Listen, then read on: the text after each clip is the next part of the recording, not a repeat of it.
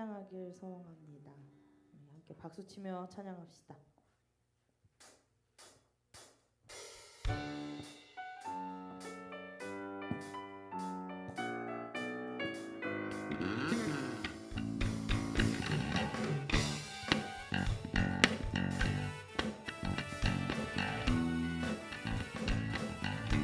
내 진정 사모하는 친구가 되신 구주 예수님은 아름다워라.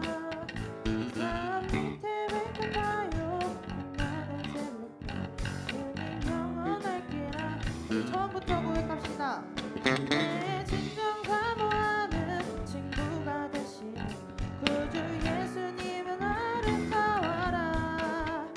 산 밑에 백합화요 빛나는 새벽별 주님 영원할기라. 두었도다. 마음이 아픈 적에 큰 위로 되시며 나 외로울 때 좋은 친구라.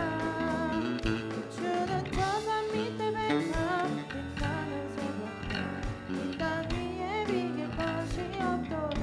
2절 내 맘의 모든 염려 이 세상 보랍고 주님 항상 같이 하여 주시고 시험을 당할 때에 악마의 계교를 즉시 물리치 사날 지키시네. 내 맘이 아플 적에 큰 위로 되시며 나 외로울 때 좋은 친구라. 주는 저 산 밑에 백합 빛나는 새벽별 이 땅 위에 비길 것이 없도다.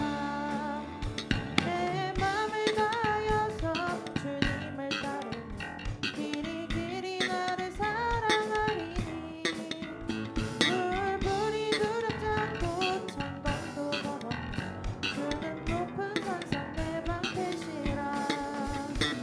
내 맘이 아플 적에 큰 위로 되시며 나 외로울 때 좋은 친구라.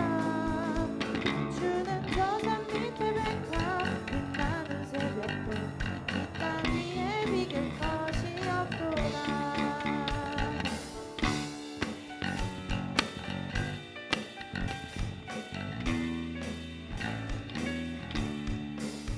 네.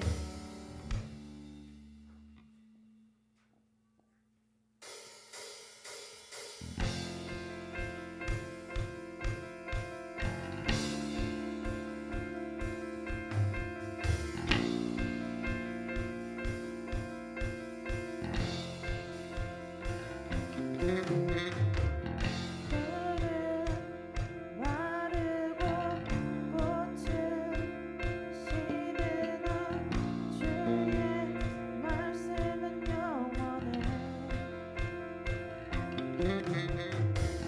풀은 마르고 꽃은 시드나 주의 말씀은 영원해.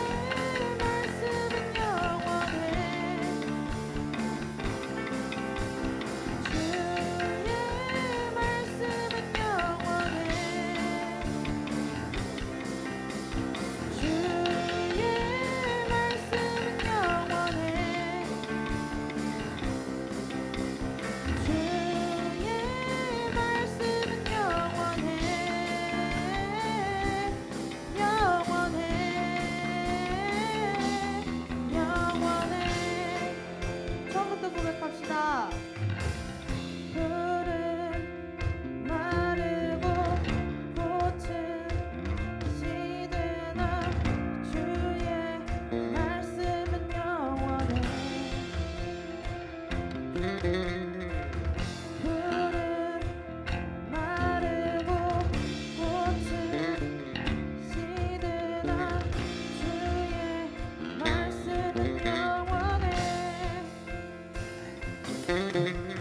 주의 말씀은 믿는다. 그의 구원은 얻으리. 주의 말씀은 행하는다.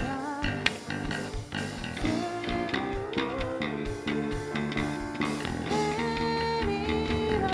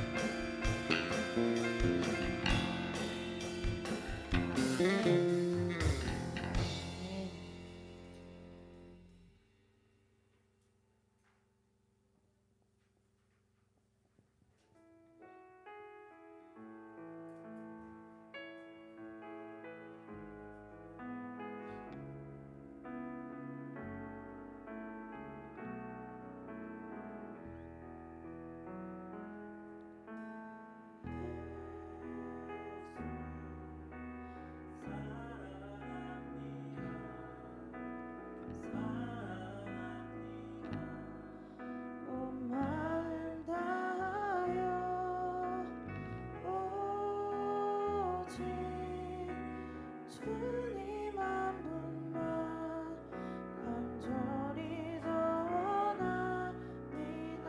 예수 사랑합니다. 예수 사랑합니다. 사랑합니다. 온 마음 다하여 오직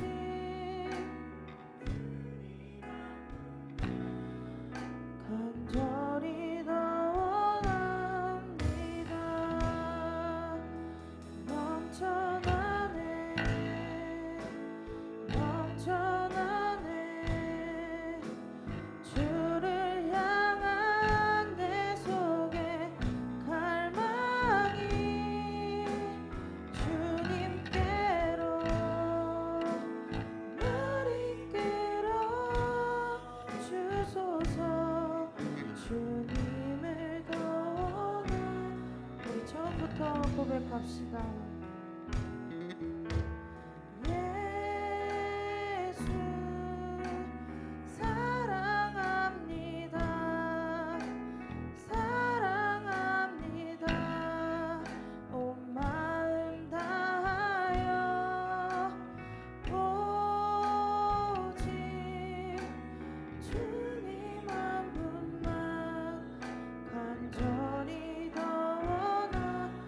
예수 사랑합니다. 예수 사랑합니다. 사랑합니다. 온 마음 다하여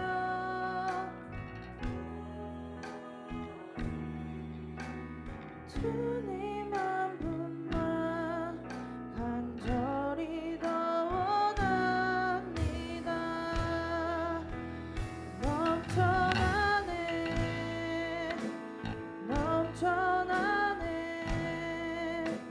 주를 향한 내 속에 갈망이 주님께로 날 이끌어 주소서. 주님을 더 원합니다. 그렇습니다. 우리를 더욱더 사랑하시고 또 온 마음 다하여 우리를 지켜주시는 주님 정말 사랑합니다. 이렇게 고백하는 우리 모두가 되길 소망합니다. 주님이 우리랑 함께 하시며 우리가 넘쳐나는 것들이 너무나도 많습니다. 감사할 것들이 너무나도 많습니다. 내가 주님 앞에 사랑한다 고백하고 주님 나와 함께 하심에 내가 모든 것 할 수 있다고 이 시간 고백하는 시간 되길 소망합니다. 기도하겠습니다. 사랑해 주님 감사합니다.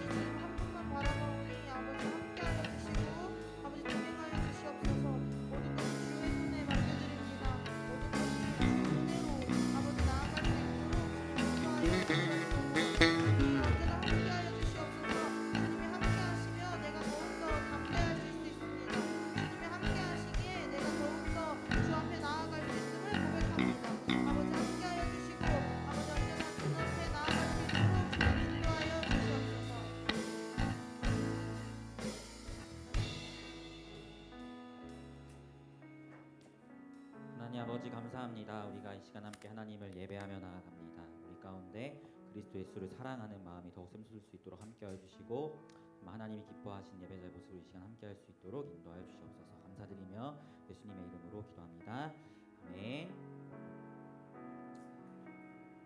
네, 우리 함께 살펴볼 하나님의 말씀은 갈라디아 4장 1절부터 11절입니다. 갈라디아서 4장 1절부터 11절 같이 합독하였으면 좋겠습니다.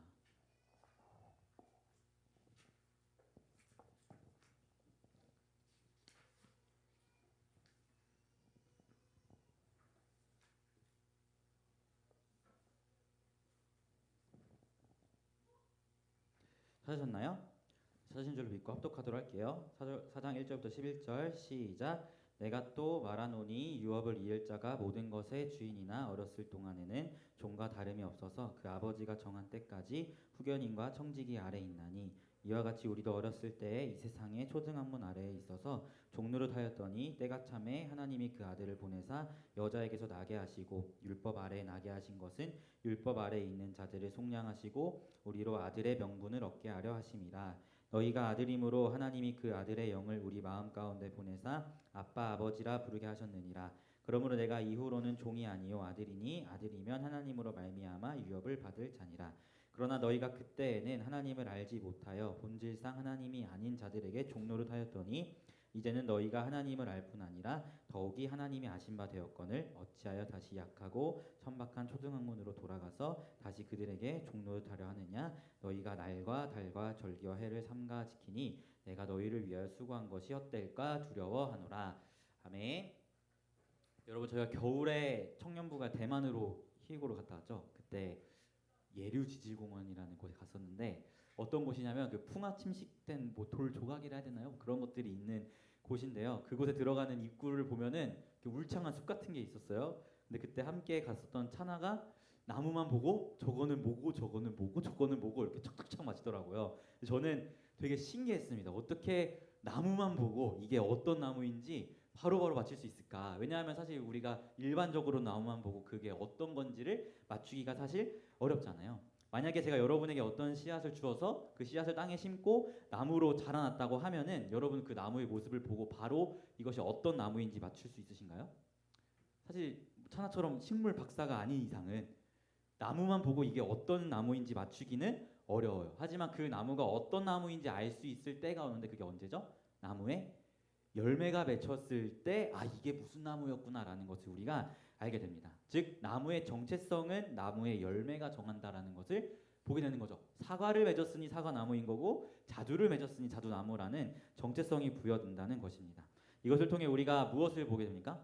열매로 나무를 알 수 있다라는 것을 보게 돼요. 물론 그냥 식물 박사님들은 나무만 봐도 딱딱 맞추겠지만 그 나무가 처음 발견되었을 때는 그 누구도 그것이 어떤 나무인지 알 수가 없잖아요. 열매를 봐야 나무가 어떤 나무인지 알 수 있잖아요. 그처럼 우리는 열매로 그 나무를 알 수 있는 거예요. 사실 오늘 말씀을 보면 그런 관계성을 우리가 보게 되는데요. 우리가 갈라디아서를 계속 보고 있는데 바울은 율법과 믿음의 관계를 지금까지 계속해서 이야기하고 있어요. 그래서 율법으로 인한 구원이 아니라 믿음으로 인한 구원을 계속해서 이야기하고 있습니다. 그 맥락 아래에서 오늘 4장 본문이 진행되고 있는데 오늘 본문의 요지를 제가 짧게 말씀드리면 이거예요. 만약에 여러분이 삼성의 후계자라고 생각합시다. 삼성그룹에. 그럼 여러분이 나이가 근데 아직 5살, 6살 정도밖에 안 됐어요. 이재용의 아들이라고 칩시다. 그러면 여러분은 이재용 회장님의 재산을 바로 물려받을 수 있나요? 바로 물려받아도 그 몇 조나 되는 그 재산을 여러분이 잘 활용할 수가 있지 않죠. 아직 5살, 6살밖에 안 되면. 그래서 이제 고대 시대는 이런 상황 가운데에서 청직이나 후견인을 두어서 자녀가 성인이 될 때까지 아버지의 유업을 대신 맡아서 관리하는 그런 제도가 있었어요. 즉 여러분이 삼성의 후계자라고 할지라도 아직 어린 아이라면 그 재산을 대신 관리해주는 사람이 여러분을 위해서 재산을 관리해주다가 여러분이 어른이 되었을 때 그 재산을 여러분이 온전히 물려받을 수 있는 그런 관계를 이제 고대 시대에는 제도적으로 갖고 있었어요. 이것을 가지고 바울은 율법과 믿음의 관계로 설명하고 있는 거예요. 마치 이런 거죠. 구약의 이스라엘 백성들은 여러분이 생각했을 때 어린아이와 같은 시기라고 이해하시면 됩니다. 그래서 하나님이 구약의 이스라엘 백성들을 대할 때는 굉장히 기적적인 일들을 많이 비춰주셨어요. 유월절 어린 양의 피를 문설주에 바름으로 구원을 얻는다던가, 홍해를 가르셔서 홍해를 지나가게 하심으로 바다에서 세례를 받게 하신다던가, 아니면 불기둥과 구름기둥으로 광야 가운데 인도하시며 성령의 인도가 무엇인지를 깨닫게 하신다던가, 또는 만나를 내리시고 반석 위에 물을 터뜨리시면서 이런 성찬들을 행하시면서 여러 가지 기적들을 통해서 어린아이와 같은 이스라엘 백성들을 하나님이 대하셨어요. 왜냐하면 그들이 어린아이 같은 이유는 아직 예수님께서 이 땅에 오시기 전이기 때문이에요. 예수님이 이 땅에 오셔서 하나님의 구원에 관한 모든 비밀이 밝히 드러나기 전이기 때문에 아직 성인이 되지 않은 어린아이와 같은 모습으로 하나님이 이스라엘 백성들을 가르치신 거예요. 그런 어린아이와 같은 이스라엘 백성들이 하나님의 백성으로 사는 삶이 무엇인지 알려주는 역할을 하기 위해서 하나님이 청지기와 같은 존재를 주셨는데 그게 바로 뭐냐면 율법이었다라고 바울은 이야기하고 있는 거예요. 즉 어린아이 같은 구약의 이스라엘이 예수 그리스도라는 하나님의 구원에 관한 비밀이 밝히 드러내기까지 그들을 인도하는 역할을 누가 맡았다? 율법이 청지기로서 맡았다라고 이야기하는 거예요. 마치 미성년자에게 이재용 회장이 기업을 바로 맡기지 않고 청지기에게 맡기듯이 어린아이와 같은 이스라엘 백성들에게 율법을 통해서 청지기로 그들을 세워서 이스라엘 백성들이 하나님의 자녀다운 삶을 살 수 있도록 인도하는 그런 역할을 맡겼다라는 것을 바울이 이야기하는 것입니다. 하지만 예수님께서 이 땅에 오셨고 십자가에 죽으시고 부활하심으로 하나님의 구원에 관한 모든 비밀이 다 이제는 드러났어요. 그래서 어린아이와 같았던 구약의 이스라엘에게 보여주었던 그 유월절 어린 양의 피를 문설주에 바른다는 것은 사실 예수 그리스도의 십자가의 죽으심과 그분의 피로 구원을 받는다는 사실을 밝히 드러나게 되었고, 홍해를 건너면서 세례를 받게 하신 그 구약의 사건이 사실은 이제는 예수를 믿음으로 우리가 세례를 받고 우리의 믿음의 표를 삼는다는 것을 보게 되었고, 만나와 또 반석 위에 물을 마셨던 그 행위들이 오늘날 이 시대 가운데 성찬이라는 거룩한 예식으로 나타나고, 구름기둥과 불기둥으로 인도함을 받았던 이스라엘 백성들의 모습이 오늘날에는 성령의 인도하심을 따라가는 신약의 성도의 모습으로 이 모든 비밀이 밝히 드러났어요. 그래서 이제는 우리의 교회의 시기가 어린아이와 같은 시기가 아니라 성인이 된 시기인 것이죠. 그래서 이제는 율법이라는 청지기가 아니라 믿음으로 내 스스로가 하나님의 유업을 받아서 내 스스로가 내 안에 성령을 힘입어서 하나님의 자녀된 삶을 살아갈 수 있는 자유가 허락된 거예요. 율법의 인도하심이 아니라 자유인으로서 하나님 나라의 상속자로 자녀된 삶을 살아갈 수 있는 그런 상태가 된 거죠. 이것이 갈라디아 교회 성도들에게 허락하신, 그리고 저와 여러분에게 허락하신 하나님의 은혜입니다. 이제는 더 이상 우리가 예수님께서 이 땅에 오시기 전인 구약의 어린아이와 같은 모습이 아니라 이젠 예수님이 이 땅에 오셔서 모든 비밀이 밝히 드러난 시대, 바로 성인이 된 시대를 살아가고 있어요. 그렇기 때문에 우리는 믿음으로 그리스도를 영접하고 율법이 아니라 내 안에 성령을 따라 자녀된 삶을 나의 자유로 살아갈 수 있게 된 거예요. 바울이 이 얘기를 하고 있는 거거든요. 근데 문제는 갈라디아 교회 성도들이 자녀로서 자유한 삶, 이젠 어린아이가 아니고 성인이 되어 하나님 나라를 물려받아 스스로 성숙한 그리스도인으로 살아갈 수 있는 그 삶이 주어졌음에도 불구하고 그 자유인의 삶이 아니라 아직도 옛날의 어린아이와 같은 이스라엘의 모습으로 살아가는 삶을 살았던 것이죠. 그래서 바울이 오늘 본문에서 이렇게 이야기하는 겁니다. 우리 9절 한번 읽어볼게요. 9절 같이 읽어볼게요. 시작. 이제는 너희가 하나님을 알 뿐 아니라 더욱이 하나님이 아신 바 되었거늘 어찌하여 다시 약하고 천박한 초등학문으로 돌아가서 다시 그들에게 종노릇하려 하느냐. 아멘. 바울은 이미 성인된 자녀로서 하나님의 유업을 받아 율법이 아니라 믿음으로 하나님의 자녀된 삶을 살고 하나님을 아빠 아버지라 부를 수 있는 그런 자들이 되었는데 왜 여전히 율법에 매여서 율법으로 인한 구원을 이야기하고 율법의 종노릇을 하고 있느냐라고 갈라디아 교회 성도들을 지적하고 있는 거예요. 그러면서 11절에 이렇게 이야기합니다. 우리 11절 같이 읽어볼게요. 시작. 내가 너희를 위하여 수고한 것이 헛될까 두려워하노라. 아멘. 바울은 여전히 율법에 매여 있는 갈라디아 교인들을 보면서 그들에게 복음을 전하고 그들을 양육했던 자신의 모든 노력이 헛될까봐 두렵다라고 이야기를 합니다. 여러분 한 번 믿으면 영원한 구원 아닌가요? 우리가 알고 있기로 그렇죠? 근데 바울은 왜 이런 뉘앙스를 풍길까요? 갈라디아 교인들이 이미 예수를 믿어서 구원을 받았다면 내 노력이 헛될까봐 두려워 이런 표현을 안 써야 되잖아요. 그런데 바울은 지금 마치 그들의 구원이 취소가 있는 것만 같은 그런 뉘앙스로 이야기를 하고 있어요. 왜 그런 뉘앙스로 바울이 이야기를 하고 있을까요? 그 이유는요, 제가 서두에 이야기했던 이유 때문이에요. 여러분 나무만 보고 열매를 알 수 있나요? 이야기했듯이 열매를 보고 나무를 알 수 있습니다. 이게 무슨 말입니까? 우리가 겉으로는 예수 그리스도를 영접한 고백의 행위가 겉으로는 드러날 수 있어요. 근데 그렇다고 해서 정말 그 사람이 구원을 받았는가는 우리는 알 수가 없어요. 왜냐하면 진심으로 예수를 믿지 않아도 그냥 입술로 고백을 안 믿어도 따라 할 수 있거든요. 그렇기 때문에 교회에 나오고 예수를 믿음으로 영접한 모습이 있다고 해서 우리가 구원받았다고 쉽게 이야기할 수가 없어요. 마치 열매를 모르는 나무와 같죠. 하지만 반대로 우리가 구원을 받았다라고 생각할 수 있는 부분들이 있는데 그게 뭐냐면 바로 삶으로 드러나는 열매입니다. 열매. 예수를 영접하고 그의 삶에 명확한 변화가 있는 거죠.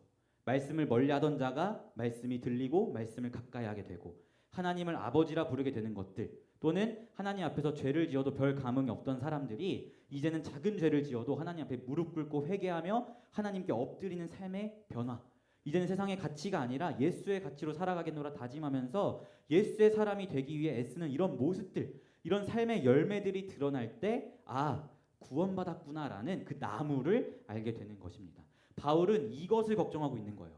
바울이 아무리 위대한 사도였어도 그가 함부로 저 사람은 구원받았고 저 사람은 못 받았어라는 이야기를 할 수 있겠어요? 아무리 위대한 사도여도 그건 하나님만 아는 거예요. 그렇게 쉽게 이야기할 수 없어요. 그도 확신할 수가 없는 거예요. 갈라디아 교회 성도들이 예수를 영접한 모습을 보았고 바울이 그들을 양육했다고 해서 저들은 구원받았어라고 자신 있게 이야기할 수가 없는 거예요. 그 나무만 보고. 그래서 바울은 그들의 열매를 보기 원했던 거예요. 그들이 정말 믿음으로 예수를 영접했다면 이젠 율법에 매어서 종노릇하는 삶의 모습이 아니라 하나님의 유업을 이어받은 자유인으로서 하나님 나라의 상속자로서의 삶, 자녀로서의 삶의 열매를 바울은 보고 싶은 거죠. 그들의 삶의 열매를 보면서 아, 내가 수고하고 애쓴 이 갈라디아 교회 성도들을 향한 나의 헌신이 헛된 게 아니구나라는 확신을 바울은 가지고 싶은 거예요. 근데 지금 갈라디아 교회 성도들의 모습을 보니까 하나님 자녀로서의 삶의 열매가 아니라 율법에 매여 있는 어린아이와 같은 삶의 모습을 보니까 이들의 열매를 보니 이들이 혹 예수를 영접한 건 맞나? 라는 그런 걱정이 들으면서 바울이 내가 수고한 것이 헛될까 두렵다라고 이야기를 하고 있는 것이죠. 그들의 삶의 열매가 그들의 구원이라는 나무를 보여주는데 이들의 열매가 여전히 율법에 머물러 있었기 때문입니다. 사랑하는 청년부 여러분, 여러분에게도 여쭤보고 싶어요. 여러분 구원 받으셨나요? 여러분이 구원을 확인할 수 있는 가장 확실한 것은 여러분의 삶의 열매예요. 열매. 여러분이 예수를 믿음으로 나의 구원자, 나의 하나님으로 영접한 이후 여러분의 삶의 열매가 예수를 믿기 전과 다른 모습으로 맺혀지고 있는지 여러분이 점검하시기를 바랍니다. 여러분 교회에 앉아 있다고 교회에 오랜 시간 다녔다고 모두가 구원받는 것은 아니에요.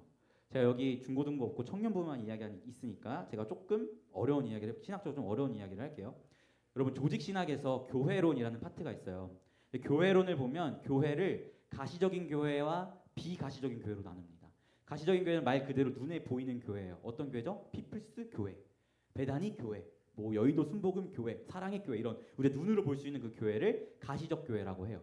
그럼 비가시적 교회는 뭐냐? 그것은 지금 우리가 볼 수 없는 교회, 하지만 언젠가 분명히 임할 교회. 뭐죠? 완성될 하나님 나라를 비가시적 교회라고 이야기합니다. 가시적 교회의 특징이 뭐냐고 물어본다면 가시적 교회의 특징은 불완전한 것이 가시적 교회의 특징이에요. 왜냐하면 왜 가시적 교회, 우리 피플스 교회, 베다니 교회 이런 교회들이 왜 불완전하냐면 교회 안에 구원받은 자와 구원받지 않은 자가 함께 섞여 있기 때문에 불완전한 것이 가시적 교회의 특징입니다. 그렇기 때문에 이 가시적 교회는 사실 많은 어려움과 부족한 모습들이 있어요. 교회 안에 갈등이 있기도 하고요. 교회 안에 서로 정죄하고 비판하는 모습들도 있어요. 이것은 마치 예수님께서 비유하신 그 가라지 비유 있죠. 농부가 밭을 일구는데 거기 가라지도 함께 자라는 것, 그것이 바로 가시적 교회를 나타내는 예수님의 말씀이에요. 구원받은 자와 구원받지 않은 자가 함께 뒤섞여 있는 교회, 그것이 가시적 교회의 특징입니다. 하지만 비가시적 교회는 완전해요. 왜냐하면 그 완성될 하나님 나라에는 모두가 구원받은 자들만 들어갈 거기 때문이에요. 제가 이 얘기를 여러분에게 왜 말씀드리겠습니까? 여러분이 있는 이 교회는 불완전한 가시적 교회입니다. 저는 바라긴 여러분 모두가 구원받은 자였으면 좋겠어요. 하지만 가시적 교회의 특성상 여러분 모두가 구원받은 자라고 제가 감히 이야기할 수는 없어요. 이 안에 구원받은 자가 있을 수도 있고 구원받지 않은 자가 있을 수도 있어요. 그렇기 때문에 여러분 스스로 여러분의 구원을 점검하셔야 합니다. 이곳에 앉아 있다고 하나님의 자녀가 되었다는 착각을 하지 않으시기를 바라요. 여러분의 삶의 열매로 여러분의 구원을 점검하셨으면 좋겠습니다. 여러분의 구원을 의심하라는 게 아니에요. 구원을 점검하라고 말씀드리는 거예요. 제가 왜 이렇게 여러분에게 이야기하겠습니까? 저도 바울과 같은 마음이에요. 저의 이런 피플스 교회에서의 섬김이 헛된 것이 되지 않기를 바래요. 여러분의 삶의 열매를 보면서 아, 우리 청년부가 예수 안에 성장하고 있구나라는 열매를 통한 확신을 가지길 원해서 여러분에게 말씀드리는 것입니다.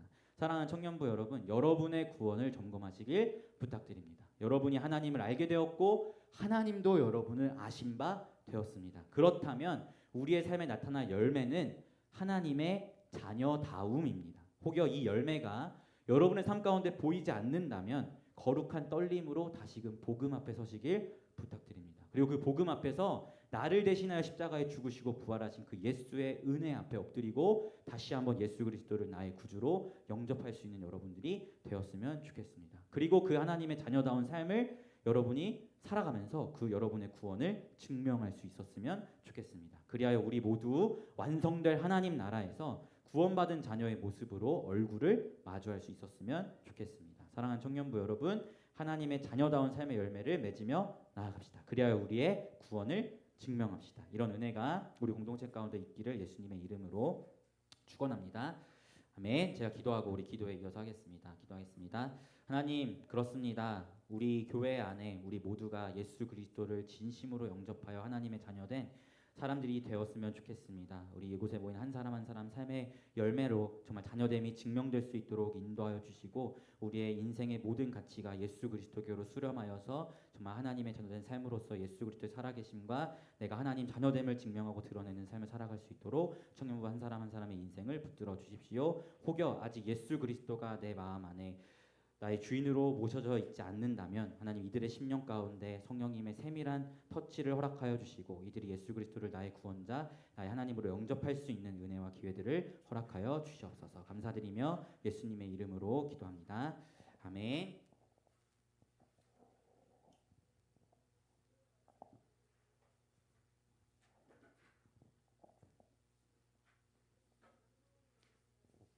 저희 기도회 시작하기 전에 깊어진 삶을 주께라는 찬양하면서 나아가겠습니다.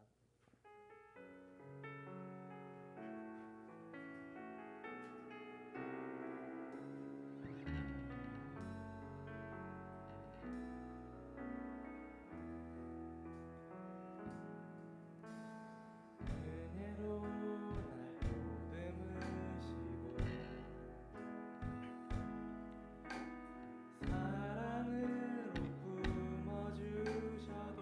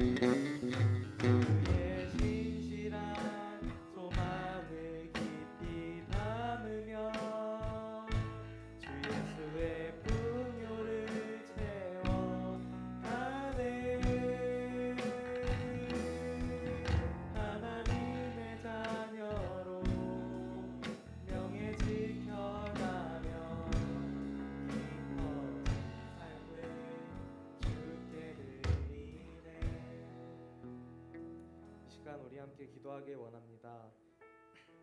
말씀과 은혜로 삶을 인도하시는 주께 감사하며 또 주의 자리로 우리를 인도하여 주신 하나님께 감사하며 나아가길 원합니다. 그리스도 예수를 영접한 우리는 우리가 주의 자녀 되었음을 압니다. 그러나 그것은 우리의 선택이나 행함이 아닌 온전한 주의 부르심으로 인한 것이었습니다. 주께서 우리 한 사람 한 사람을 부르시고 주의 자녀로 삼아주셨다면 우리의 삶의 이야기는 바뀌어야 합니다. 세상에 휘둘리며 죄의 종노릇하는 우리가 아니라 온전히 주의 자녀된 삶을 살아가야 함을 믿습니다. 기도 제목을 불러드리겠습니다. 기도 제목을 불러드릴 때 아멘으로 화답하여 주십시오. 주의 자녀됨을 의식하고 주와 함께하는 삶을 살아가게 하소서. 죄악과 문제 속에서 오직 예수라는 답을 찾는 자녀 되게 하소서. 우리 피프리 가운데의 삶의 어려움 속에서 주를 먼저 찾는 삶의 자세가 녹아들게 하소서. 기도하시겠습니다.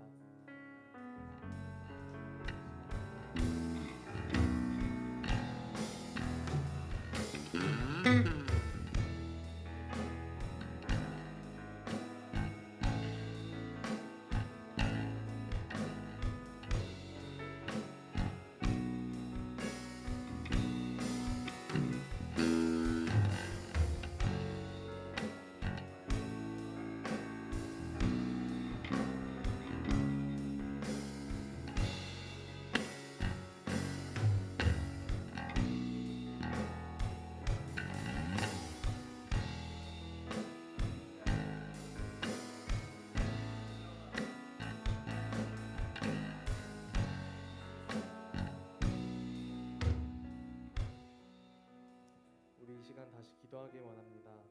말씀이 양식되고 우리의 모습되는 삶을 살아가길 원합니다. 그 가운데 나라와 민족을 위해 기도하길 원합니다.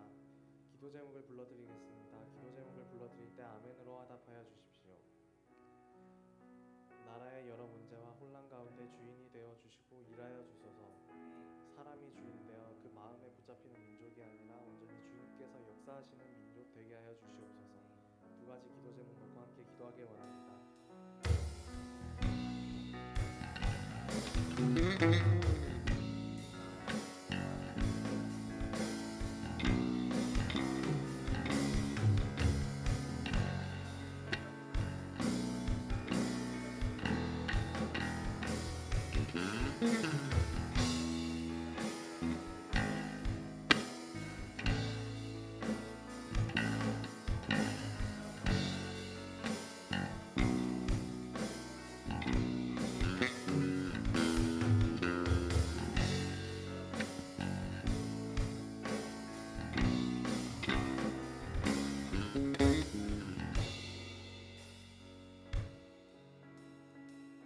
사랑의 하나님 감사합니다.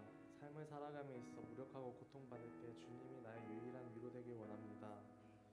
주님, 우리의 이 한 주 시작 가운데 함께 하시고 또한 말씀으로 우리의 삶에 양식을 주시옵소서.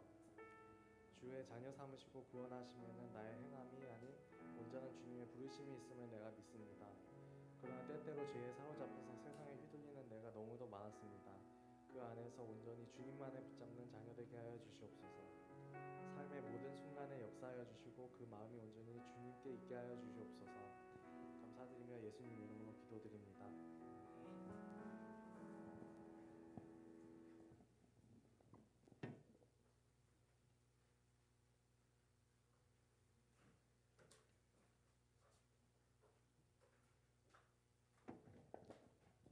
이 시간 주님 앞에 준비한 예물 올려드리겠습니다.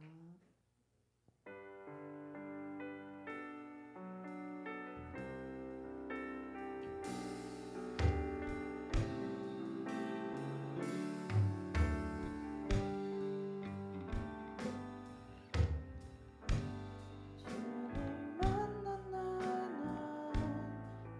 기억해요. 세상 모든 것이 가치 없어졌죠.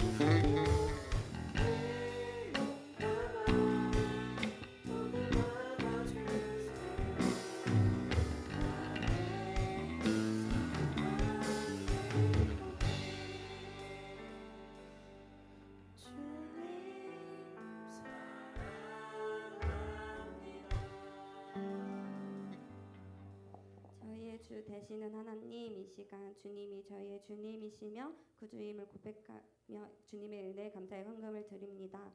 항상 저에게 있는 것이 내 것이 아닌 주님이 허락하신 것임을 기억하며 이 땅에서 주님을 구주로 섬기는 또 하나님의 자녀다운 삶을 살아가는 저희들이 될 수 있도록 해주세요. 이 모든 기도 우리 주 예수님 이름으로 기도드립니다. 우리 함께 옆에 있는 사람을 함께 축복하는 시간 갖도록 하겠습니다. 손을 뻗으며 함께 축복합시다.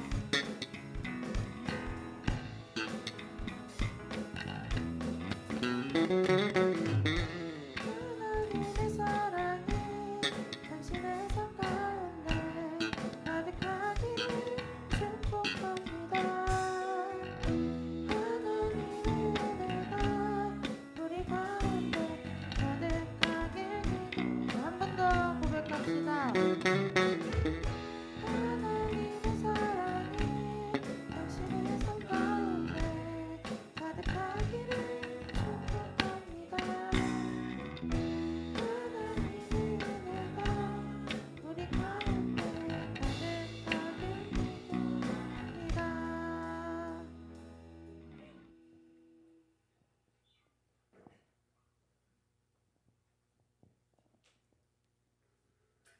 우리 피플이 모두 함께 일어나 그리스도의 계절 찬양하기 원합니다.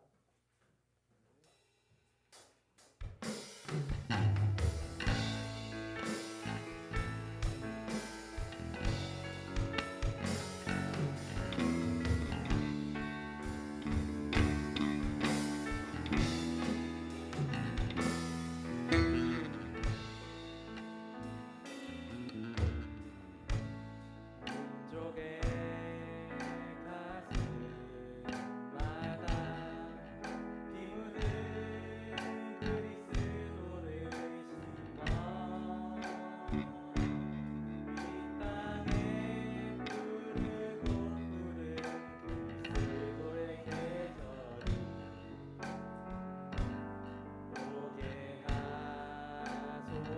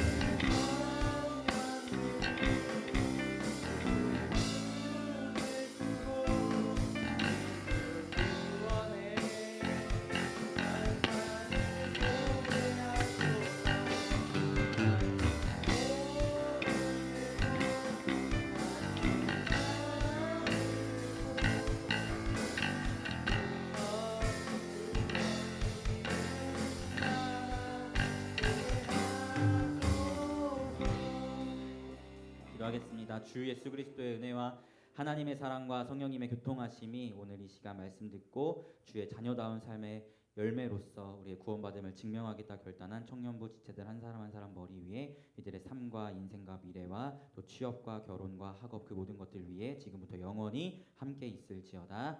아멘. 아멘.